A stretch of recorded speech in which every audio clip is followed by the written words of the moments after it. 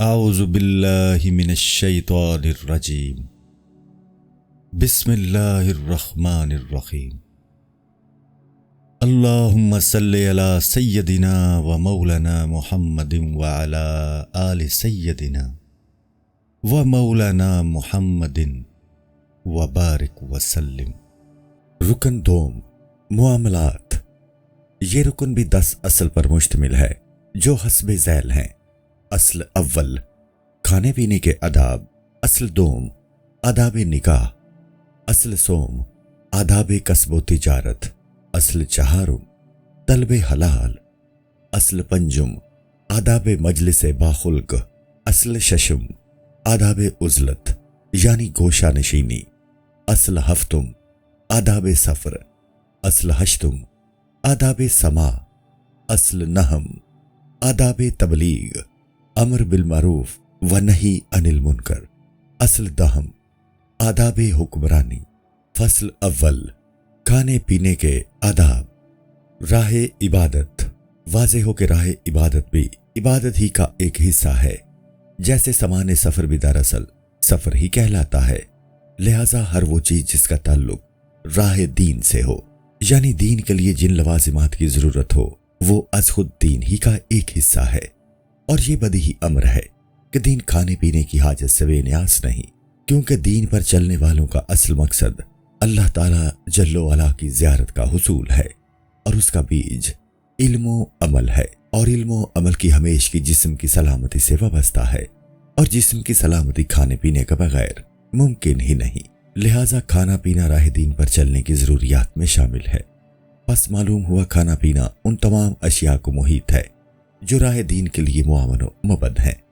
اسی لیے ارشاد باری تعالیٰ ہے، نہایت پاکیزہ اور عمدہ چیزیں کھاؤ اور صالح اعمال بجا لاؤ۔ سورہ المومنون آیت نمبر 51۔ غور فرمائیے، عمل صالح اور پاکیزہ کھانے پینے کا ذکر بیک وقت اکٹھا کر دیا۔ پس جو آدمی کھانا کھانے کے وقت یہ نیت کرے گا کہ اسے اس سے علم و عمل کی قوت اور راہ آخرت پر چلنے کے لیے طاقت میسر آئے گی، اس کا کھانا بھی عبادت بن جائے گا۔ چنانچہ مخبر صادق نبی مکرم صلی اللہ علیہ وآلہ وسلم نے فرمایا، ایماندار کو ہر ایک چیز پر ثواب عطا کیا جاتا ہے، یہاں تک کہ اس کا از خود کھانا، اپنے اہل و عیال کو رزق حلال کے لقمے دینا کار ثواب ہے۔ اس فرمانے والا شان کا مقصد یہی ہے کہ ایماندار کا مقصد ہر ایک چیز میں آخرت کی راہ اختیار کرنا ہے۔ راہ دین پر قدم بڑھانے کی خاطر کھانے پینے کی ایک یہ علامت بھی ہے کہ اس نیت سے کھانے والا حرص و آز سے نہیں کھاتا، حلال اور بقدر ضرورت ہی کھاتا ہے، اور کھانے پینے کے آداب کو ملحوظ رکھتا ہے۔ لہٰذا اس سلسلہ میں جاننا چاہیے کہ کھانے پینے کی کئی سنتیں ہیں، جن میں بعض قبل استعام اور بعض بعد استعام ہیں، جن کا بجا لانا ضروری ہے۔ آداب قبل استعام: پہلے ہاتھ اور منہ دھونا، اس لیے کہ کھانا توشائے آخرت کی نیت سے کھانا عبادت ہے، لہٰذا اس سے ثواب ملے گا۔ جس نماز کی ادائیگی سے قبل وضو کیا جاتا ہے، اور اس طرح ہاتھ اور منہ سے آلودگی دور ہو کر صاف ہو جائیں گے۔ حدیث شریف میں ہے، جو بھی کوئی کھانا کھانے سے پہلے ہاتھ دھو لیتا ہے، وہ غربت، مفلسی اور فاقہ کشی سے بچا رہے گا۔ نمبر 2، کھانا دسترخوان پر۔ کھانا دسترخوان پر رکھا جائے، نبی کریم صلی اللہ علیہ وآلہ وسلم کا ایسے ہی معمول رہا۔ یوں بھی سفر کی یاد دلاتا ہے، اور دنیوی سفر آخرت کا مشیر ہے، نیز توازوں کے قریب تر ہے۔ اگر دسترخوان موجود نہ ہو تو صرف خوان یعنی تشت وغیرہ بھی رکھا جا سکتا ہے، اس لیے کہ شرعاً ممانعت نہیں آئی۔ ہاں، اسلاف کی عادت یہی ہے کہ کھانا دسترخوان پر چنا جائے۔ نبی کریم صلی اللہ علیہ وآلہ وسلم بھی دسترخوان پر ہی تناول فرمایا کرتے، جیسے مذکور ہوا۔ نمبر 3، نہایت آداب سے بیٹھنا۔ کھانا کھاتے وقت بڑے عمدہ طریقے سے بیٹھنا، اور وہ بیٹھنا کچھ اس طرح سے ہے کہ دائیں زانوں کو کھڑا رکھے اور بائیں پڈلی نشست کرے، ٹیک لگا کر نہ بیٹھے۔ نبی کریم صلی اللہ علیہ وآلہ وسلم فرمایا کرتے، میں عبد ہوں اور عبد کی طرح بیٹھتا اور اسی کی طرح کھاتا ہوں۔ نمبر 4، نیت عبادت۔ عبادت کی نیت سے کھائے، نہ کہ خواہشات نفسانیہ کی تسکین کے لیے۔ حضرت ابراہیم شبان رحمت اللہ تعالی علیہ کا فرمان ہے، مجھے 80 برس ہونے کو آئے ہیں مگر میں نے کوئی چیز اپنی خواہش کے لیے نہیں کھائی۔ پھر نیت کے درست ہونے کی دلیل یہ ہے کہ تھوڑا سا کھانا کھانے کا ارادہ ہو، اس لیے کہ زیادہ کھانا عبادت خداوندی میں رکاوٹ کا باعث بنتا ہے۔ نبی کریم صلی اللہ علیہ وآلہ وسلم کا ارشاد ہے، اچھی بات تو یہی ہے کہ انسان کمر سیدھی رکھنے کی خاطر کھانا محض چند لقمے ہی کھائے، اور اگر اس پر قناعت نہیں کر سکتا 1/3 حصہ کھانے سے پیٹ پر کرے، 1 حصہ پانی کے لیے اور 1 حصہ سانس لینے کے لیے خالی رہنے دے۔ نمبر 5، بھوک کا خوب چمکنا۔ جب تک اچھی طرح بھوک محسوس نہ ہو کھانے کے قریب نہ جائے۔ کھانا کھانے سے پہلے جن سنتوں کا اتباع سب سے زیادہ عمدہ ہے ان میں بھوک کا ظاہر ہونا افضل تر ہے، اس لیے کہ بھوک سے پہلے کھانا محض پیٹ میں ٹھونسنا ہوگا، یہ سخت مذمت کے قابل ہے۔ جو شخص بحالت اشتہا کھانا شروع کرتا ہے اور پھر تھوڑی سی بھوک ہونے پر ہی کھانے سے ہاتھ اٹھا لیتا ہے وہ طبیب کا محتاج نہیں ہوگا۔ نمبر 6، موجود پر قناعت۔ کھانے کے لیے جو کچھ بآسانی میسر ہو اسی پر قناعت اختیار کرنی چاہیے۔ مرغن اور لذیذ کھانوں کے تکلف میں نہیں پڑنا چاہیے، اس لیے کہ ایماندار کا مقصد تو عبادت کے لیے طاقت کا حصول ہے، نہ کہ قسم کے کھانے کی طلب۔ کھانے کا احترام بھی سنت ہے، کیونکہ آدمی کا خمیر اسی سے ہے۔ کھانے کا بے حد احترام یہ ہے کہ روٹی کو سالن کے انتظار میں نہ رکھیں، بلکہ اسے تو نماز کے انتظار میں بھی نہیں رکھنا چاہیے، بلکہ جیسے ہی روٹی سامنے آئے اسے کھائیے اور پھر نماز کی ادائیگی کے لیے جائیے۔ مگر میرے ہاں پاک و ہند میں سالن کو روٹی کے لوازمات میں شمار کرتے ہیں، اس لیے کہ اگر روٹی آتے ہی اسے کھانا شروع کر دیں تو میزبان یا دیگر کھانے میں شامل افراد اسے جلد باز ہونے سے محتم کرتے ہیں، لہٰذا برے صغیر پاک و ہند کے رسم و رواج کو ملحوظ رکھنے میں کوئی حرج نہیں۔ تابش قصوری۔ نمبر 7، ہاتھوں میں برکت۔ کھانے کے لیے اس وقت تک ہاتھ نہ بڑھائیں جب تک کوئی ساتھی شامل نہ ہو، اکیلے کھانا مناسب نہیں، اس لیے کہ جتنے زیادہ ہاتھ کھانے میں بڑھیں گے اتنی ہی برکت بڑھے گی۔ حضرت انس رضی اللہ تعالی عنہ سے مروی ہے کہ رسول کریم صلی اللہ علیہ وآلہ وسلم نے کبھی تنہا کھانا تناول نہیں فرمایا۔ کھانا کھاتے وقت آداب۔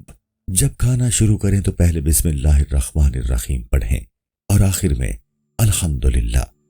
عمدہ طریقہ یہ ہے کہ پہلا لقمہ اٹھاتے ہی بسم اللہ اور دوسرے لقمہ پر بسم اللہ الرحمن اور تیسرے لقمہ پر بسم اللہ الرحمن الرحیم بآواز بلند پڑھیں تاکہ دوسرے بھی سن کر پڑھ لیں۔ نمکین چیز سے شروع کرے اور آخر میں پھر نمک والی چیز ہی کھائے تاکہ حرص کو ابتدان ہی ختم کر دیا جائے۔ حدیث شریف۔ جب طلب ہو پھر لقمہ اٹھائیے، بلا طلب نہ کھائیے۔ لقمہ چھوٹا ہو اور خوب چبا کر خلق سے معدہ میں اتاریں۔ جب تک پہلا لقمہ کھا نہ لیا جائے دوسرا منہ میں نہ ڈالا جائے۔ کھانے میں عیب نہ نکالیں۔ نبی کریم صلی اللہ علیہ وآلہ وسلم نے کبھی کھانے میں عیب نہیں نکالا۔ دل چاہتا تو تناول فرما لیتے ورنہ ہاتھ نہ بڑھاتے۔ اپنے سامنے سے کھائیے، البتہ پھل فروٹ جو تشت میں ادھر ادھر پڑے ہوتے ہیں وہ جہاں سے چاہیں اٹھا لیں۔ شوربے کو درمیان میں استعمال نہ کریں بلکہ برتن کے کنارے پر اپنے سامنے سے کھائیں۔ روٹی کو درمیان سے نہ توڑیں بلکہ ایک طرف سے شروع کریں۔ روٹی کو چاقو یا چھری سے نہ کاٹیں، یوں ہی گوشت کی بوٹیاں بھی نہ کاٹیں، اور اگر چیزیں ہی ایسی ہوں کہ کاٹ کر ہی کھائی جا سکتی ہیں تو ان کے کاٹنے میں کوئی مذائقہ نہیں۔ روٹی کے اوپر برتن یا کوئی اور چیز بالکل نہ رکھی جائے۔ روٹی کے ساتھ ہاتھ صاف نہ کرے۔ روٹی کا ٹکڑا یا لقمہ یا کھانے کی کوئی بھی چیز، چاول، پھل فروٹ ہاتھ سے گر پڑے تو اسے صاف کر کے کھا لینا چاہیے۔ حدیث شریف میں ہے اگر کوئی گری ہوئی چیز کو نہ اٹھائیں گے تو گویا کہ اسے شیطان کے لیے چھوڑ دیا گیا۔ سمجھا جائے گا کہ کھانا اگر انگلیوں سے چپک گیا ہے تو اسے منہ سے چاٹ لیں۔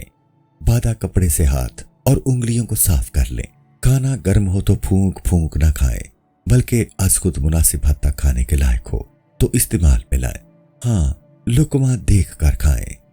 کھجور، کیلا، سنگترا وغیرہ جو چیزیں گنی جا سکتی ہیں تو ان میں تاک تعداد عمدہ رہے گی، یعنی 7، 9، 11، 21 وغیرہ، اس لیے کہ ہر تعداد کو باری تعالیٰ سے نسبت کا شرف نصیب ہو کہ بے شک اللہ یکتا ہے اور یکتائی کو پسند کرتا ہے اور اس کا کوئی جوڑا نہیں ہے۔ جس کام میں ذکر خدا شامل نہ ہو وہ فضول اور باطل ہے۔ لہذا طاق کو جفت پر اس لیے فضیلت حاصل ہے کہ اسے وحدت کی نسبت وحدہ لا شریک سے حاصل ہے۔ کھجور کی گٹھلیاں اسی پلیٹ میں نہ رکھیں جس میں کھجوریں موجود ہیں، اور نہ ہی ہاتھ میں جمع کرتے جائیں۔ یوں ہی دیگر پھل فروٹ کے چھلکوں کا حکم سمجھیں، مثلا میٹھا، مالٹا، کیلا، خربوزہ، تربوز وغیرہ۔ کھانے میں پانی کا زیادہ استعمال نہ کریں۔ ہاں، حسب ضرورت پینے میں کوئی مذائقہ نہیں ہے۔ پانی پینے کے آداب: پانی کا برتن، پیالہ، گلاس دائیں ہاتھ میں لیں۔ بسم اللہ الرحمن الرحیم پڑھ کر پئیں۔ آرام و سکون سے آہستہ آہستہ پئیں۔ پانی پینے سے پہلے برتن، گلاس یا پیالے کو اچھی طرح دیکھ لیں تاکہ وہ گرد و غبار یا کیڑے وغیرہ سے پاک و صاف ہو۔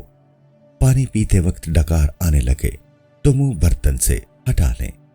ایک مرتبہ سے زائد پینے کی ضرورت ہو تو 3 بار پئیں۔ ہر بار بسم اللہ الرحمن الرحیم کا ورد کریں اور بعد میں الحمدللہ کہیں۔ ہاں، برتن سے پانی بہہ نہ رہا ہو یہ بھی دیکھ لینا چاہیے۔ آخر میں یہ دعا پڑھیں: تمام تعریفیں اللہ تعالیٰ کے لیے جس نے اسے میٹھا اور عمدہ بنایا اپنی رحمت سے، اور ہماری غلطیوں کے باعث اسے کڑوا اور کھاری نہ کیا۔ آداب بعد از طعام: پیٹ بھرنے سے قبل کھانے سے ہاتھ اٹھا لینا چاہیے اور انگلیوں کو منہ سے چاٹ کر صاف کریں، پھر رومال، تولیے یا ٹیشو پیپر سے صاف کریں۔ روٹی، چاول وغیرہ کے ٹکڑوں کو ریزوں کو چن لینا چاہیے کیونکہ حدیث شریف میں ہے اس کے رزق میں برکت ہوگی، اولاد بے عیب اور وہ ذرات حوروں کا مہر ثابت ہوں گے۔ کھانے کے بعد خلال کیا جائے اور جو کچھ دانتوں سے زبان پر آئے اسے نگل لیا جائے، اور جو خلال سے باہر نکلے اسے پھینک دیں۔ کھانے کا برتن انگلی سے صاف کریں۔ حدیث شریف میں ہے جو شخص برتن کو انگلیوں سے چاٹتا ہے اس کے لیے برتن بھی دعا کرتا ہے: الہی، اس شخص کو دوزخ سے محفوظ رکھنا جیسے اس نے مجھے شیطان سے محفوظ کیا۔ اور اگر برتن کو دھو کر اس کا پانی پی لیں تو اس پینے والے کو اتنا ثواب عطا کیا جاتا ہے جیسے اس نے غلام آزاد کر دیا ہو۔ کھانے کے بعد یہ دعا پڑھے، پھر سورہ اخلاص اور سورہ القریش پڑھی جائے۔ تمام تعریفیں اللہ تبارک و تعالیٰ کے لیے جس نے ہمیں کھلایا پلایا، وہی ہمیں کافی ہے، اور اسی ذات نے ہمیں حقیقی پناہ دی۔ حلال کھانے پر شکر ادا کیا جائے، اور شبہ کا کھانا ہو تو روئے اور غم کرے کہ جو شخص کھاتا اور روتا ہے اس کے برابر وہ شخص نہیں جو کھاتا بھی ہے اور غفلت سے سنتا بھی ہے۔ جب ہاتھ دھونے لگیں تو صابن وغیرہ بائیں ہاتھ میں، پھر دائیں ہاتھ کی انگلیوں کے سروں کو تر کر کے دھوئیں، تب صابن وغیرہ لگا کر انہیں صاف کریں، پھر دانت، تالو، زبان اور ہونٹ اچھی طرح صاف کریں۔ نیز انگلیوں کو عمدہ طریقے سے مل کر دھوئیں، بعد صابن سے منہ کو صاف کریں۔ مل جل کر کھانے کے آداب: یہاں تک جو بیان ہوا وہ تنہا کھانے یا کسی کے ساتھ مل کر کھاتے وقت کے آداب کو ملحوظ رکھنے کے بارے تھا، لہٰذا اب کسی دوسرے کے ساتھ کھانا کھانے کے لیے علیحدہ کوئی خاص آداب تو نہیں، تاہم ان آداب پر ان 7 شکوں کا اضافہ کرنا بہتر ہے۔ نمبر 1، کھانے میں آداب محفل کو ملحوظ رکھا جائے۔ اس وقت تک از خود کھانا شروع نہ کریں جب تک کوئی بزرگ شخصیت عمر، علم، عمل میں جو فضیلت رکھتی ہے وہ شروع نہ کرے، اور اگر از خود دوسروں سے ان اوصاف میں بڑھ کر ہے تو اسے جلد شروع کر دینا چاہیے تاکہ دوسروں کو انتظار میں نہ رکھا جائے۔ کھانا کھاتے وقت بالکل خاموش نہ رہے کہ یہ اجمیوں کی عادت ہے۔ ہاں، اس کا یہ معنی بھی نہ لیا جائے کہ ہر قسم کی باتیں جائز ہوں گی۔ فضولیات سے پرہیز بہتر ہے۔ عمدہ اور اعلیٰ پاکیزہ سبق آموز باتوں میں کوئی مذائقہ نہیں، جیسے نیک بندوں کی حکایات یا حکمت و دانائی کی باتیں۔ اپنے ساتھی کا خیال رکھے، یعنی اس سے زیادہ کھانے کی کوشش نہ کرے۔ جب دونوں کا کھانا اکٹھا ہے تو دوسرے کا حصہ اپنے آپ پر حرام ہے، اس لیے چاہیے کہ ایثار سے کام لیا جائے، اور جو چیزیں کھانے میں عمدہ ہوں انہیں از خود اس کے آگے رکھے۔ اگر وہ آہستہ آہستہ کھا رہا ہو تو اسے کہہ دیا جائے کہ بھائی تکلف کو چھوڑیے اور اچھی طرح کھائیے۔ ہاں، 3 بار سے زیادہ نہ کہا جائے، اس لیے کہ زیادہ کہنا بھی تکلف میں شمار ہوگا۔ قسم دے کر نہ کھلائے، اس لیے کہ قسم کھانے پینے سے بلند تر ہے۔ نمبر 4، ہاں اسی طرح از خود بھی تکلف کو اختیار نہ کرے کہ اس کا ساتھی یہ کہنے پر مجبور ہو کہ بھائی کھائیے بھی، کھاتے کیوں نہیں، بلکہ اس کے ساتھ پوری موافقت کی جائے، جو وہ کھائے اس کے ساتھ ساتھ وہی کھایا جائے، اور اپنی عادت سے کم بھی نہ کھائے کہ یہ بھی ریا میں شامل ہے۔ ہاں جب اکیلے بھی کھائے تو تمام آداب کو ملحوظ رکھے جیسے لوگوں کے ساتھ رکھتا ہے، تاکہ جب کبھی لوگوں کے ساتھ مل کر کھانے کی نوبت آئے تو با ادب کھایا جا سکے۔ اگر اثار کی نیت سے کم کھائے تو بہت ہی اچھی بات ہے۔ ہاں اگر زیادہ کھانے سے میزبان کو راحت و مسرت حاصل ہو تو ان کی خواہش کو ملحوظ رکھنا بہت اچھا ہے۔ حکایت، زیادہ کھانے پر انعامی اسکیم کا اعلان۔ حضرت عبداللہ بن مبارک رضی اللہ تعالی عنہ نے ایک مرتبہ درویشوں کی دعوت کی اور ان کے سامنے کھجوریں رکھی اور ساتھ ہی اعلان فرمایا، ہر اس شخص کو ایک ایک دانے کے بدلے ایک ایک دینار انعام دیا جائے گا جو زیادہ کھجوریں کھائے گا۔ چنانچہ انہوں نے حسب اعلان ہر ایک کی گٹھلیاں شمار کیں، اور جس کی سب سے زیادہ گٹھلیاں نکلیں اسے ہر زائد گٹھلی کے بدلے ایک ایک دینار انعام دیا گیا۔ سبحان اللہ، درویشوں کو زیادہ کھلانے کا کتنا عمدہ طریقہ سوچا۔ نمبر 5، نگاہ کھانے پر رکھے اور دوسروں کے لقموں کی طرف قطعاً نہ دیکھے۔ اگر اسے لوگ احترام و اکرام کی نگاہ سے دیکھتے ہیں تو چاہیے کہ دوسروں سے پہلے کھانے سے ہاتھ اٹھا لے، اور اگر طبعاً کم کھاتا ہے تو اسے چاہیے کہ آغاز سے ہی آہستہ آہستہ کھائے تاکہ آخر میں جتنی ضرورت ہے بخوشی کھا سکے۔ اگر ایسا ممکن نہ ہو تو معذرت کر دے تاکہ دوسروں کو شرمساری سے بچایا جا سکے۔ نمبر 6، ایسی کوئی حرکت نہ کرے جس سے دوسرے نفرت و کراہت محسوس کریں، یعنی برتن وغیرہ کو نہ جھٹکے اور اپنے منہ کو برتن کے اوپر اتنا نہ جھکائے کہ جو کھا رہا ہے وہ برتن میں گرتا رہے۔ اگر بالفرض کوئی چیز منہ سے گرنے لگے تو منہ پھیر لے تاکہ دوسروں کو کراہت محسوس نہ ہو۔ مرغن لقمے سرکہ میں نہ ڈالے، نیز دانتوں سے کاٹے ہوئے لقمے کو برتن میں نہ رکھے تاکہ لوگوں کو نفرت کا سامنا نہ کرنا پڑے، اور نہ ہی ایسی چیزوں کے نام لے جو مکروہ اور بیزار کن ہو۔ نمبر 7، جب کسی تشت میں ہاتھ منہ دھوئے تو لوگوں کے سامنے ہی اس میں پانی نہ ڈالے، اور ہاتھ منہ دھونے میں بھی صاحب شان و شوکت اور بزرگوں کو ترجیح دے، یعنی پہلے انہیں ہاتھ صاف کرنے دیں۔ ہاں اگر کوئی دوسرا شخص احتراماً اسے پہلے کہتا ہے تو اس کی بات کو قبول کر لیا جائے۔ تشت کو دائیں طرف سے لائے اور تمام کا دھونی ایک ہی جگہ پڑنے دیں، بار بار پانی انڈیلنے کی ضرورت نہیں جیسے اجمیوں کی عادت ہے۔ بہتر یہی ہے کہ بیک وقت ایک ہی جگہ پر ہاتھ دھو لیا کریں، یعنی بین وغیرہ میں، کیونکہ یہ انکساری و تواضع کے قریب تر ہے۔ اگر کلی کرنا مقصود ہو تو آہستگی سے پانی تشت میں ڈالے تاکہ اس کے چھینٹے کسی اور پر نہ گریں، نہ ہی فرش خراب ہونے دیں۔ ہاتھ دھلانے والے کے لیے کھڑا ہونا اچھا ہے کہ بیٹھ کر ہاتھ دھلانے میں قدرے مشقت اٹھانی پڑتی ہے۔ احباب و رفقا کے ساتھ کھانے میں فضیلت ہے۔ واضح ہو کہ دوست کو کھانے کی دعوت دینا صدقہ و خیرات سے بھی زیادہ فضیلت رکھتی ہے۔ حدیث شریف میں ہے کہ 3 چیزوں کا بندے سے حساب نہیں لیا جائے گا: سحری، افطاری اور دوستوں کو کھلائے گئے کھانے کا۔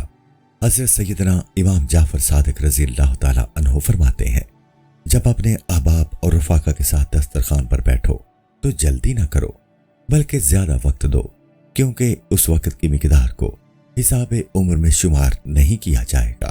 حضرت سیدنا امام حسن بصری رضی اللہ تعالی عنہ فرماتے ہیں، انسان جو از خود کھاتا ہے اور اپنے والدین کو کھلاتا ہے اس کا حساب ہوگا، لیکن جو کھانا اپنے رفقا کی خدمت میں پیش کرتا ہے وہ حساب سے مستثنا ہوگا۔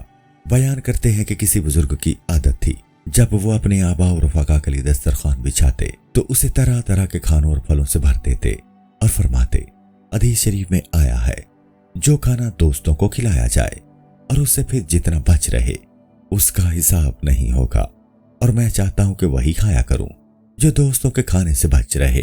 حضرت سیدنا علی المرتضی رضی اللہ تعالی عنہ فرماتے ہیں، 1 سا یعنی 4.5 کلو کھانا دوستوں کے سامنے رکھنا میرے نزدیک ایک غلام کے آزاد کرنے سے زیادہ محبوب ہے۔ حدیث شریف میں ہے، روز قیامت اللہ تعالیٰ ارشاد فرمائے گا، اے فرزند آدم علیہ السلام، میں بھوکا تھا، تو نے مجھے کھانا نہ کھلایا۔ آدمی کہے گا، الہی یہ کیسے تھا؟ تو سارے جہاں کا پروردگار ہے اور کھانے پینے سے تیری ذات بے نیاز ہے۔ اللہ تعالیٰ فرمائے گا تیرا فلاں بھائی تیرے دروازے پر آیا اور اس نے بھوک کی وجہ سے کھانا طلب کیا، تو نے انکار کیا۔ اگر تو اسے کھانا دیتا تو وہ ایسے ہی تھا کہ تو نے مجھے کھانا دیا۔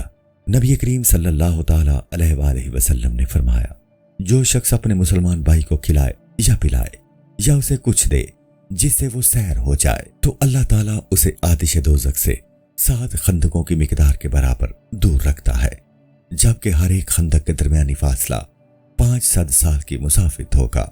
نیز فرمایا تم میں وہ شخص بہترین ہے جو لوگوں کو کھانا کھلاتا ہے۔ دوستوں کے ساتھ کھانے کے آداب۔ واضح ہو کہ اس سلسلے میں 4 آداب مرقوم ہیں۔ پہلا ادب تو یہی ہے کہ قصداً کھانا کھانے کے لیے کسی دوست کے پاس نہ جائے۔ حدیث شریف میں ہے جو شخص بن بلائے کسی کے ہاں کھانے کی نیت سے جائے تو اس کی نیت خراب ہے اور اس کا کھانا حرام خوری کے زمرہ میں آئے گا۔ ہاں، اگر بلا قصد کسی کے پاس جانا ہو جائے تو بھی بلا اجازت دسترخوان پر نہ بیٹھے، بلکہ میزبان کہے بھی تو بہتر ہے نہ کھائیں، لیکن نہایت سلیقے سے محضت کرتے ہوئے کھانے سے انکار کریں۔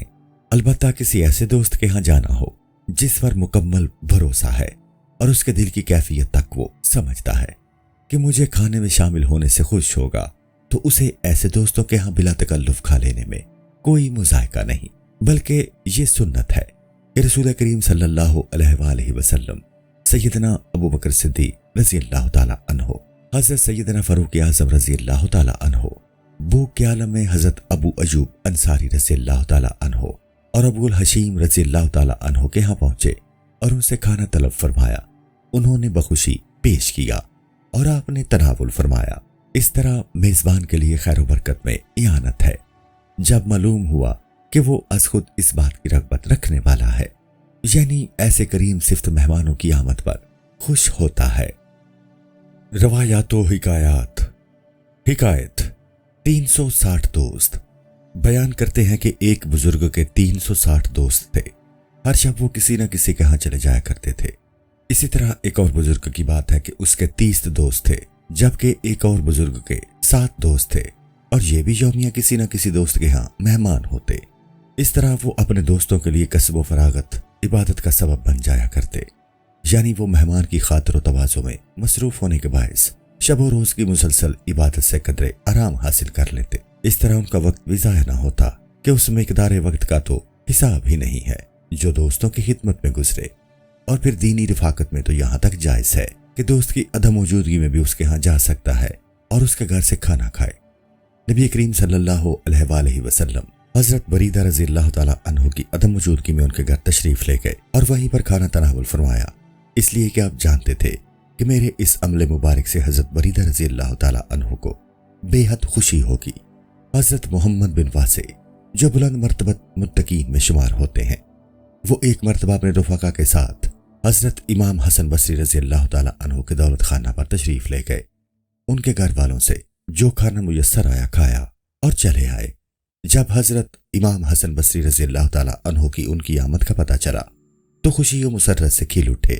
اسی طرح حضرت امام سفیان ثوری رضی اللہ تعالیٰ عنہ کے رفقا ان کی عدم موجودگی میں ان کے گھر تشریف لے گئے۔ ان کے گھر والوں نے مہمانوں کو کھانا پیش کیا اور وہ کھانا کھا ہی رہے تھے، حضرت سفیان ثوری رضی اللہ تعالیٰ عنہ گھر تشریف لے آئے اور دوستوں کو کہنے لگے، میں تمہارا کن الفاظ میں شکریہ ادا کروں کہ تم لوگوں نے تو اسلاف کی یاد تازہ کر دی کہ وہ ایسا مبارک عمل کیا کرتے تھے، جب کوئی ملاقاتی دوست آئے تو اس کے سامنے وہی کچھ لے آئے جو گھر میں موجود ہو، پرتکلف کھانے کی چندہ ضرورت نہیں، اور ادھار قطن نہ لے، اگرچہ کوئی چیز بھی گھر پر نہ پائے، اگر بالفرض موجود ہو اور وہ صرف بچوں کی ضرورت کو پوری کرتا ہے تو بچوں کے لیے رہنے دے، دوست سے مناسب الفاظ میں معذرت کر لی جائے۔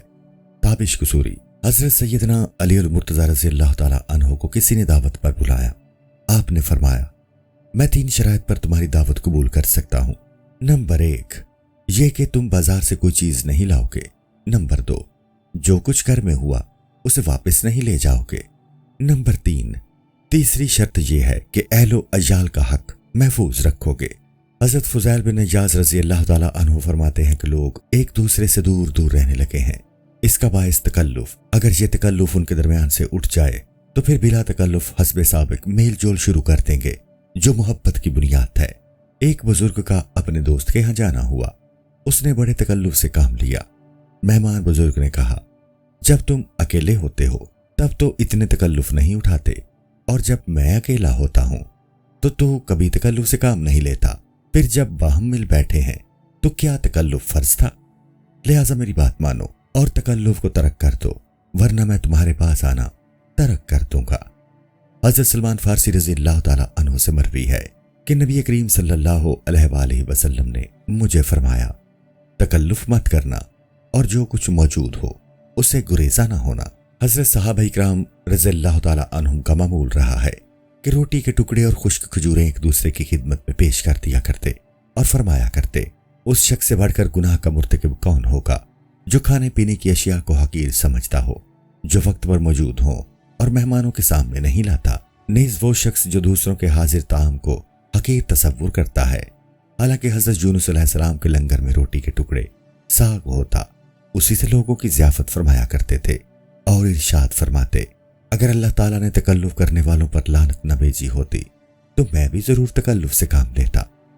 حکایت، حضرت زکریا علیہ السلام اور پیکر حسن و جمال عورت بیان کرتے ہیں کہ ایک بار چند لوگ آپس میں جھگڑ پڑے اور فیصلہ کے لیے حضرت زکریا علیہ السلام کی تلاش میں نکلے۔ جب وہ لوگ آپ کے گھر پہنچے تو ان کی نظر ایک حسینہ اور جمیلہ خاتون پر پڑ گئی۔ وہ حیران ہوئے کہ نبی کے گھر میں پیکر حسن و جمال عورت۔ آخر وہ تلاش کرتے کرتے آپ کی خدمت میں پہنچے تو دیکھا آپ مزدوری کر رہے ہیں۔ جب یہ لوگ آپ کے پاس پہنچے اس وقت آپ کھانا تناول فرما رہے تھے۔ لوگوں نے اپنا معاملہ پیش کیا، آپ ان کی باتیں سنتے جا رہے تھے اور ساتھ ساتھ کھانا بھی کھاتے رہے، مگر انہیں رسماً بھی کھانے کی دعوت نہ تھی۔ جب وہاں سے اٹھے تو ننگے پاؤں ہی تشریف لے آئے۔ وہ لوگ آپ کی ان تینوں باتوں پر تعجب کرنے لگے، ان سے نہ رہا گیا اور دریافت کرنے لگے۔ آپ نے فرمایا، لوگو، وہ حسین و جمیل خاتون میری زوجہ ہے جو میرے دین کی محافظ ہے، یعنی میری آنکھ کسی اور پر نہ پڑے اور دل کسی اور خاتون کی طرف مائل نہ ہو، اور کھانے کے لیے رسماً بھی میں نے تجھے نہیں کہا کہ وہ کھانا مزدوری کی اجرت میں ملا تھا اور مجھے اس لیے دیا گیا تھا کہ میں اسے کھا کر طاقت پکڑوں اور کام اچھی طرح سر انجام دے سکوں۔ اگر میں کھانا کم کھاتا تو ان کے کام میں کسر واقع ہونے کا خدشہ تھا، اس بنا پر تمہیں دعوت نہ دی۔ رہا معاملہ ننگے پاؤں وہاں سے باہر نکلنے کا، تو اس کا سبب یہ ہے کہ اس زمین کے مالکان کا آپس میں نزاع ہے اور میں نہیں چاہتا کہ اس زمین کی مٹی میرے جوڑے کے ساتھ لگ کر کسی دوسرے کی زمین میں جا پڑے۔ بس ان باتوں سے یہ نتیجہ نکلا کہ تمام امور و معاملات میں سچائی اور راستے کو تکلف پر برتری حاصل ہے۔ میزبان پر حکم نہ چلائے۔ تیسری شرط یہ ہے کہ میزبان پر مہمان بلا وجہ حکم نہ چلانے لگے کہ فلاں فلاں چیز مہیا کریں۔ عین ممکن ہے کہ میزبان کے لیے ان اشیاء کا مہیا کرنا دشوار ہے۔ ہاں، میزبان اگر مہمان کو از خود دو چیزوں میں سے ایک کو پسند کرنے کا اختیار دے تو مہمان کو چاہیے کہ میزبان کے لیے آسان تر چیز کو اختیار کرے۔ نبی کریم صلی اللہ علیہ وآلہ وسلم کا یہی طریقہ کار رہا۔ حکایت، حضرت سلمان فارسی رضی اللہ تعالیٰ عنہ کے جو اور نمک بیان کرتے ہیں کہ ایک شخص حضرت سلمان فارسی رضی اللہ تعالیٰ عنہ کے ہاں مہمان ہوا۔ آپ نے اس کے سامنے جو کی روٹی اور نمک رکھا۔ وہ آدمی کہتا کیا ہی اچھا ہوتا کہ اس کے ساتھ شکر یعنی ایک خاص قسم کی پتی ہوتی تو نمک سے عمدہ تھی۔ حضرت سلمان رضی اللہ تعالیٰ عنہ کے پاس کوئی چیز نہ تھی کہ اسے خرید سکے، چنانچہ اس کے دل دہی کے لیے آفتابہ یعنی لوٹا گروی رکھا اور اس کی خواہش کی تکمیل فرما دی۔ کھانا کھانے کے بعد اس شخص نے یوں دعا مانگی، حمد ہے اس ذات اقدس کی جس نے اپنے رزق میں قناعت سے نوازا۔ حضرت سلمان رضی اللہ تعالیٰ عنہ نے فرمایا، اگر تو قناعت گزار ہوتا تو مجھے آفتابہ گروی رکھنے کی ضرورت پیش نہ آتی۔ ہاں، اگر یہ سمجھے کہ میری فرمائش میزبان کے لیے دشواری کی بجائے شادمانی کا سبب ہوگی تو اپنی من پسند چیز طلب کرنے میں کوئی مذائقہ نہیں۔ حکایت، حضرت امام شافعی رضی اللہ تعالیٰ عنہ اور زعفرانی کی کنیز بیان کرتے ہیں کہ حضرت امام شافعی رضی اللہ تعالیٰ عنہ ایک بار بغداد شریف میں زعفرانی کے ہاں مہمان ہوئے۔ زعفرانی یومیہ کھانوں کی فہرست بنا کر باورچی کے سپرد کر دیتا۔ ایک دن حضرت امام شافعی رضی اللہ تعالیٰ عنہ نے فہرست کو دیکھا تو اس میں اپنے من پسند کھانے کا اضافہ کر دیا۔ زعفرانی نے جب وہ تحریر اپنی کنیز کے ہاتھ ملاحظہ کی تو وہ اس قدر خوش ہوا کہ بطور شکرانے اس نے کنیز کو آزاد کر دیا۔ چوتھی شرط یہ ہے کہ میزبان از خود مہمانوں سے دریافت کریں کہ آپ لوگ کیا کچھ کھانا پسند کریں گے اور کون سی چیز مرغوب ہے، بشرطے کہ اس کا دریافت کرنا خلوص پر مبنی ہو، اس لیے کہ مہمانوں سے دریافت کرنے میں میزبان کو بے حد ثواب ملتا ہے۔ رسول کریم صلی اللہ علیہ وآلہ وسلم کا ارشاد ہے، جو میزبان اپنے مسلمان بھائی مہمان کی فرمائش پوری کرتا ہے اسے 1000 نیکیاں عطا کی جاتی ہیں اور اس کے نامہ اعمال سے 1000 گناہ مٹا دیے جاتے ہیں اور اس کے مدارج و مراتب میں ہزاروں گنا اضافہ کر دیا جاتا ہے، اور ہر سا جنتوں، فردوس، عدن اور خلد میں اسے حصہ دیا جائے گا۔ لیکن میزبان کے دریافت کرنے کا انداز یہ نہ ہو فلاں چیز لاؤں کہ نہ، کیونکہ یہ مکروہ اور قابل مذمت ہے، اور اس سے بہتر یہی ہے کہ جو ماحضر بلا تکلف ہو لائے، آگے مہمان کی مرضی، کھائے یا نہ کھائے۔ فضائل میزبانی۔ واضح ہو کہ جو مذکور ہوا وہ بن بلائے مہمانوں کے متعلق تھا، ورنہ دعوت کے احکام اس سے مختلف ہیں، اور فرماتے ہیں کہ جو کوئی بن بلائے مہمان بن جائے اس کے لیے کسی قسم کا تکلف نہ کیا جائے، اور اگر کسی کی دعوت کی جائے تو پھر اس کی حیثیت کے پیش نظر تکلفات سے گریز نہیں کرنا چاہیے، کیونکہ خصوصی ضیافت کی بہت فضیلت ہے۔ عربوں کا تو عموماً یہ طریقہ ہے کہ اثناء سفر وہ بلا تکلف ایک دوسرے کے ہاں چلے جایا کرتے ہیں، اس کے لیے ان کے نزدیک مہمان کا حق ادا کرنا بے حد شان رکھتا ہے۔ نبی کریم صلی اللہ علیہ وآلہ وسلم کا ارشاد ہے، جو آدمی مہمان نواز نہیں گویا کہ اس میں نیکی کا مادہ ہی نہیں۔ نیز فرمایا، مہمان کے لیے تکلف بے تکلف کرو، کیونکہ ایسا نہ کرنا اس کے ساتھ دشمنی کے مترادف ہے۔ جو مہمان کا دشمن وہ رحمان کا دشمن ہے۔ اگر مہمان غریب ہے تو اس کے لیے تو قرض لے کر تکلف کرنا بھی درست ہے، البتہ یومی آنے والے آباء و رفقا کے لیے تکلفات کی چنداں ضرورت نہیں، اس لیے اس میں تعلقات کے منقطع ہونے کا خدشہ ہے۔ حکایت۔ رسول کریم صلی اللہ علیہ وآلہ وسلم اور آپ کی زرہ نبی کریم صلی اللہ علیہ وآلہ وسلم کے غلام ابو رافع رضی اللہ تعالی عنہ کا بیان ہے کہ آپ نے مجھے ایک یہودی کے ہاں آٹا بطور ادھار لانے کا حکم فرمایا کہ اسے کہیں میرے ہاں مہمان آئے ہیں، تم آٹا دے دو، ماہ رجب میں واپس کروں گا۔ یہودی بولا، کوئی چیز گروی رکھ دو، آٹا لے لو۔ میں واپس آیا اور سارا ماجرا کہہ سنایا۔ آپ نے یہ سنتے ہی فرمایا، واللہ میں تو زمین و آسمان میں امین ہوں، کیا ہی اچھا ہوتا وہ یوں ہی دے دیتا، تاہم تم میری زرہ لے جاؤ اور اس کے ہاں گروی رکھ کر آٹا لے آؤ۔ فائدہ معلوم ہوا کھانے پینے کی اشیاء بوقت ضرورت غیر مسلم سے بھی لی جا سکتی ہیں اور ان کا استعمال جائز ہے۔ حکایت۔ حضرت سیدنا ابراہیم علیہ السلام اور مہمانوں کی تلاش۔ بیان کرتے ہیں کہ حضرت سیدنا ابراہیم علیہ السلام کا معمول تھا کہ وہ مہمانوں کی تلاش میں 2 میل باہر نکل جایا کرتے، اور جب کوئی مہمان مسافر نہ ملتا تو آپ اس دن کھانا نہیں کھاتے تھے۔ ان کے اس بابرکت معمول کا صدقہ آج تک ان کے مزار شریف میں یہ رسم ضیافت لنگر جاری و ساری ہے، اور کوئی رات ایسی نہیں جس رات آپ کے مشہد شریف یعنی مزار مبارک مہمانوں سے خالی رہا ہو۔ بعض اوقات تو مہمانوں کی تعداد 200 سے بھی بڑھ جاتی ہے۔ اسی بنا پر کئی لوگوں نے آپ کے لنگر کے لیے گاؤں وقف کر رکھے ہیں۔ فائدہ۔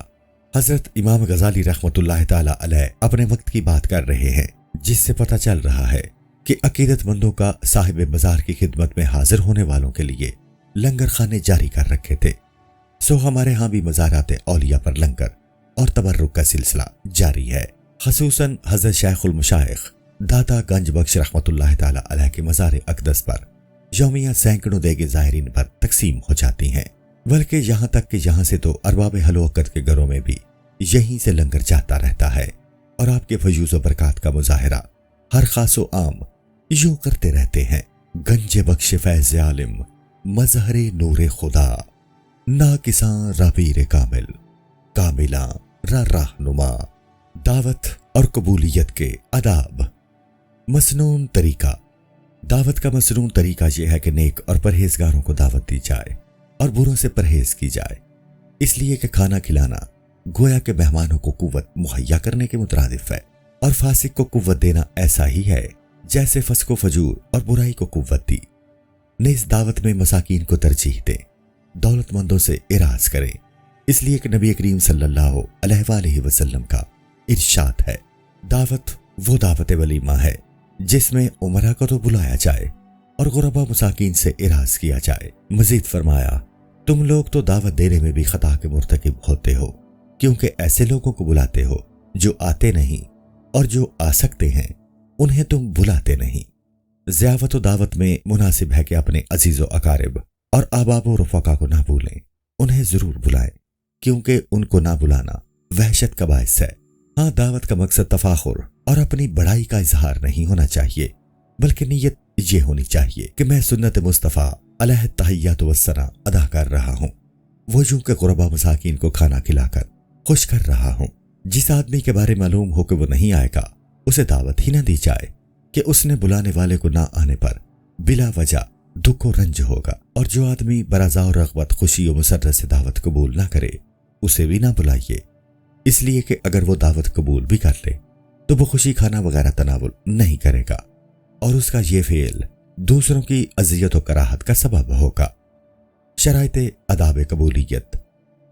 दावत की कबूलियत के सिलसिला में ये बात बहुत ज़रूरी है कि अमीर और गरीब के दरमियान फ़र्क मलहूस ना रखे और मोहताज को दावत के मामला में हकारत से न देखे, क्योंकि रसूल करीम सल्लल्लाहु अलैहि वसल्लम मसाकीन की दावत बखुशी कबूल फरमा लिया करते। हजरत इमाम हसन रज़ी अल्लाह ताला अन्हु का एक बार मसाकीन की जमात के पास से गुजर हुआ। क्या देखते हैं कि उन्होंने रोटी के टुकड़े अपने सामने रखे हुए हैं और बड़े ज़ौक से खा रहे हैं और अर्ज करने लगे, ऐ फर्जंदे रसूल, हमारे साथ मुवाफ़िकत फरमाइए। आप फौरन सवारी से नीचे आए और उनके साथ खाने में शरीक हो गए और फरमाया, अल्लाह ताला मुतकब्बिरीन को पसंद नहीं फरमाता। जब खाने से फारिग हुए तो फरमाया, अब तुम कल मेरी दावत को कबूल करें। उन्होंने बखुशी कबूल किया और उनकी ज़ियाफत के लिए अनवाओ इकसाम के खाने तैयार कराए और उन्हें अपने साथ बिठाकर खूब खिलाया। दावत की कबूलियत के सिलसिला में दूसरी बात यह है कि अगर मेहमान ये समझे कि ये मेरी दावत करके मुझे एहसानमंद करना चाहता है और दावत महज दिखावा है, तो माजरत करते हुए ऐसी दावत को कबूल ना करे, इसलिए कि सही और असली दावत तो वही होती है जहां मेजबान मेहमान का शुक्रगुजार हो कि उसने मेरी दावत कबूल कर ली, मुझे अपना ममनून ने एहसान बना दिया है। यूं ही अगर वो ये समझे कि ज़ियाफत में मशकूक शय पाई गई है या ममनुआत व नवाही अशिया उसके यहाँ मौजूद हैं, ये कि उसके घर रेशम व मखमल के फर्श हैं या सोने चांदी के बर्तन इस्तेमाल होते हैं या दरो दीवार को जानदार तस्वीर से आरास्ता किया गया है या छतों पर नक्श कुंदा है और साजों के साथ गाने बजाने की आदत है या वहां किसी मस्खरे को लगवियात में लगा रखा है, नेज़ फवाहिश पर वहां की पाबंदी नहीं, या जवान औरतें आजादाना मर्दों के साथ इख्तिलात में मसरूफ हैं, शर्म हया को ताके नसियान में रखे हुए फ्री गुफ्तगू में महव हैं। चूंकि ये सभी बातें बुरी और मुजम्मत के लायक हैं, इसलिए ऐसी जगह पर जाना गैर मुनासिब है। लिहाजा ऐसे मेजबान की दावत को निहायत हकारत से ठुकरा देना जरूरी है। तंबीह, ये तो हजरत इमाम गजाली रहमतुल्लाह ताला अलैह ने अपने ज़माने की कैफियत को देखते हुए रकम फरमाया है, मगर आज जदीद तरीन तहजीब व सकाफत में जहां शर्म हया का जनाजा निकल चुका है, नौजवान लड़के लड़कियां बरहना नाच नाचने में फख्र महसूस करती हैं। पता ही नहीं चलता कि ये हयासोज हरकत करके किस सकाफत को परवान चढ़ा रही हैं। अगर आप इस मादर पिदर आज़ादी को देखते तो बकौल अल्लामा इकबाल पर हो पुकार उठते, ये मुसलमान हैं जिन्हें देखकर शर्माए हुनूद। यूं ही जब मालूम हो कि मेजबान बिद्दती है, अल्लाह ताला और उसके रसूल बरहक नबी मुकर्रम सल्लल्लाहु अलैहि वसल्लम, सहाबा किराम, अहले बैत उज़्ज़ाम, औलियाए उज़्ज़ाम रज़ी अल्लाह ताला अन्हुम का बेअदब और गुस्ताख है, फासिक व फाजिर और जालिम है, तो उसकी दावत कतन कबूल ना करें, क्योंकि उसका मकसद लाफजनी की तस्कीन के सिवा कुछ और नहीं है। अगर बिलफर्ज दावत कबूल कर चुके हों और बाद में पता चले तब भी ठुकराते या फिर उसे मकबूहात से देखें, अगर बज़िद हो तो वहां से निकल आए। हाँ, दावत को इस बिना पर न ठुकराए कि मेजबान का घर दूर है, बल्कि जहां तक मुमकिन हो आदतन बर्दाश्त करे। तो रह शरीफ में था कि बीमार की इजादत के लिए 1 मील, जनाजा की शिरकत के लिए 2 मील और मेहमानी के लिए 3 मील तक भी जाना पड़े तो जरूर जाइए। बरादर दीनी और इस्लामी के लिए तो 4 मील की मुसाफिर तय करनी पड़े तब भी जाना चाहिए। महज रोजे के बायस किसी की दावत को रद्द नहीं करना चाहिए। अगर मेजबान की खुशी हो कि बेशक मेरे हाथ से आफत से कुछ खाए या ना खाए, मगर कम अज कम उम्दा उम्दा खानों की खुशबू और सबक आमोज बातों से मेरे दिल को बहलाएगा तो रोजादार की खुशी और हौसला अफजाई के लिए इतनी बात ही काफी है। हाँ, अगर मेजबान की नाराजगी का खदशा हो तो नफली रोजा उसकी दिलदारी के लिए इफ्तार करे, फिर बादा में उसकी कज़ा करे, क्योंकि कोई भी नफली इबादत शुरू करने के बाद उसकी अदायगी फर्ज हो जाती है। लिहाजा महज नफल समझकर उसे हल्का न जाने, इसलिए कि एक मुसलमान के दिल को खुशी करना नफली रोजे से अफजल तर है। नबी करीम सल्लल्लाहु अलैहि वसल्लम ने ऐसे शख्स को मुर्द इतराज करार दिया है जो अपने दोस्त की दावत को रद्द करता है। हुजूर पुरनूर सैयद आलम सल्लल्लाहु अलैहि वसल्लम फरमाते हैं, तेरा भाई तो तेरे लिए ये एहतमाम करे और तू महज ये कि उसका दिल तोड़े कि मैं रोजे से हूं। दावत और पेट भरना। दावत को महज इसलिए कबूल करना कि सैर होकर खाना खाया जाएगा, खूब पेट भरेगा, ये बात अजमत इंसानियत के सरासर खिलाफ है, क्योंकि ये तो हैवानात का फेल है। बल्कि दावत कबूल करते वक्त फकत नीयत सुन्नत रसूल करीम अलैहि तहियात व तस्लीम के अदायगी हो और शिकमपुरी के बड़े और कभी इरादे से बाज रहना चाहिए। हाँ, इनकार नहीं करना चाहिए कि रसूल करीम सल्लल्लाहु अलैहि वसल्लम का फरमान है, जो दावत कबूल नहीं करता वो खुदा के रसूल के यहाँ खतावार है। इसी बिना पर बाज असलाफ का कहना है कि दावत का कबूल करना वाजिब है, लेकिन अपने मुसलमान भाई की इज्जत अफजाई के लिए कबूलियत होनी चाहिए। हदीस शरीफ में है कि जिसने किसी ईमानदार को खुश किया गोया कि उसने अल्लाह ताला को खुश किया, और जिसने ईमानदारी की इज्जत अफजाई की गोया कि उसने अल्लाह ताला की इज्जत को मलहूज रखा। कबूलियत दावत में मेजबान से मुलाकात की नीयत भी कर ले, क्योंकि आबा और रफ़ाका की ज़ियारत व मुलाकात बड़ी अजमत रखती है और गैर हाजिरी से बचाव का कसद हो, क्योंकि हो सकता है लोग बदमजाज और मुतकब्बर होने का ताना दें कि वो तो अपनी बढ़ाई की खातिर नहीं आया। ये तमाम तर नियत दावत में हाजिर होने की हैं और हर एक नियत पर सवाब मिलता है, और ऐसे ही नियत के वसीला से मुकर्रब बारगाह बच जाता है। औलिया कराम और इस्लाफ उज़्ज़ाम की हमेशा यही आदत रही है कि उनकी एक एक हरकत और एक एक सांस के साथ नियत वाबस्ता हो जो उमूर दीनिया से किसी भी तरह की निस्बत रखता हो। हाजिरी के अदाब। मेहमान को मेजबान के यहाँ वक्त पर पहुंच जाना चाहिए ताकि मेजबान और दीगर मुतल्लिकीन और हाजरीन को इंतजार की जहमत न उठानी पड़े। उम्दा जगह बैठे या जहां मेजबान बिठाए। अगर दीगर मेहमान उसे सदर महफिल मुंतखब करें तो निहायत तवाज़ो और इनकिसारी का मुजाहिरा करे। जहां खवातीन की नशिस्त हो इस तरह हरगिज न बैठे। जब खाना वगैरह लाया जा रहा हो तो उधर ज्यादा तवज्जो न करे। खिलाफे शरिया कोई चीज पाए तो उससे इनकार करे, बल्कि मना करे। अगर मना करने पर भी मेजबान बाज ना आए तो महफिल को छोड़कर बाहर आ जाए। हज़रत सैयदना इमाम अहमद बिन हंबल रज़ियल्लाहु ताला अन्हु फरमाते हैं, अगर मेजबान के यहाँ चांदी की सुरमेदानी देख पाए तब भी उस महफिल से निकल आए। आदाबे मेजबानी।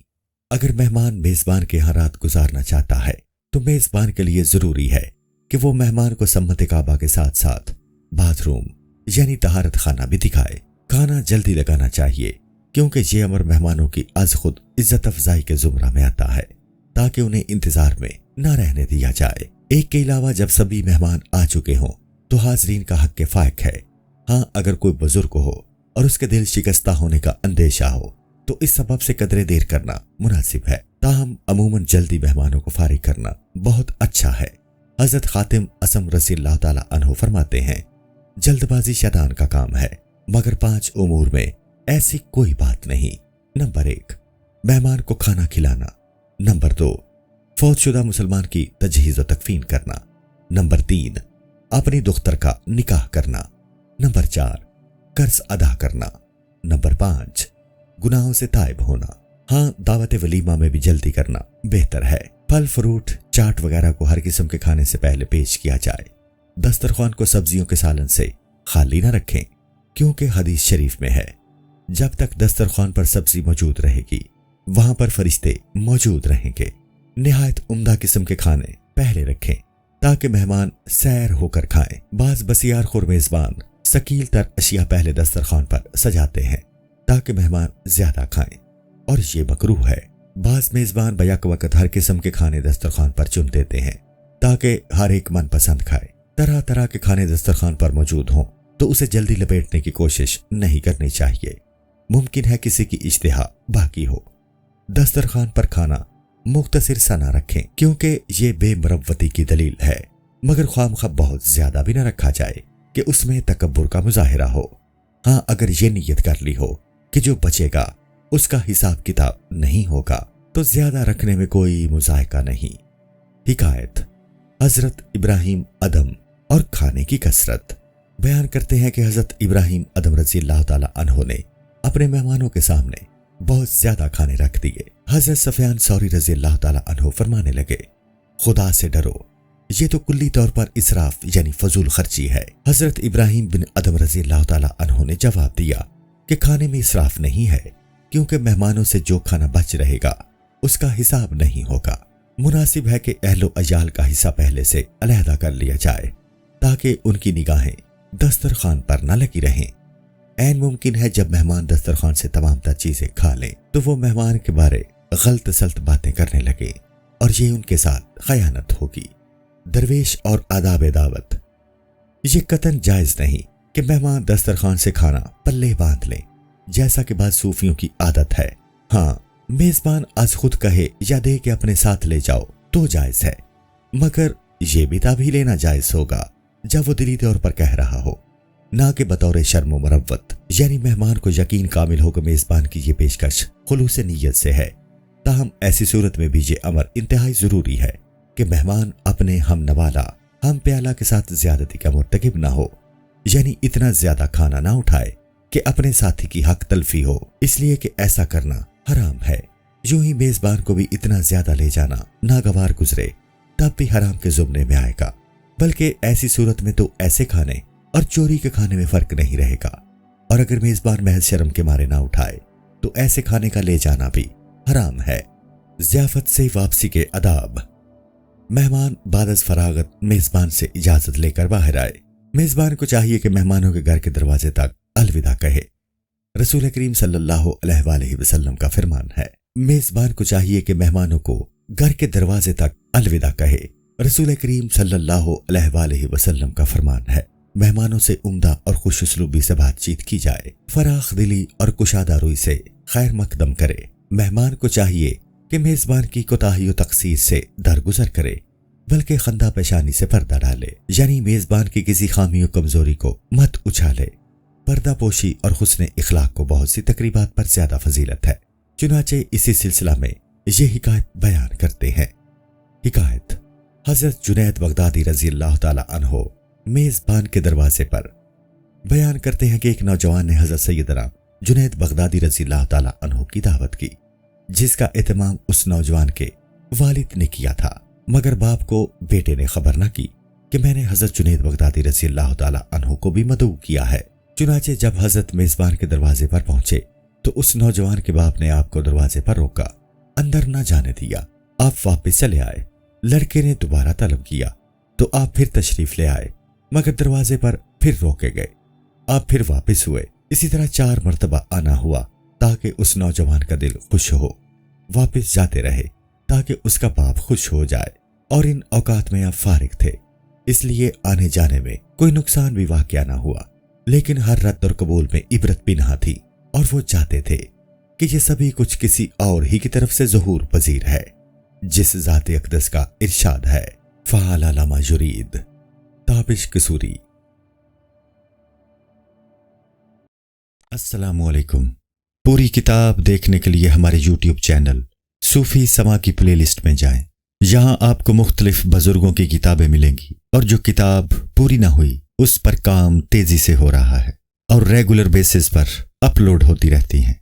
آپ سے گزارش ہے کہ آپ ہمارے یوٹیوب چینل کو سبسکرائب کر لیں اور بیل نوٹیفیکیشن پر کلک کر لیں تاکہ ہماری آنے والی کتابیں آپ کو ملتی رہیں۔ جزاک اللہ خیر۔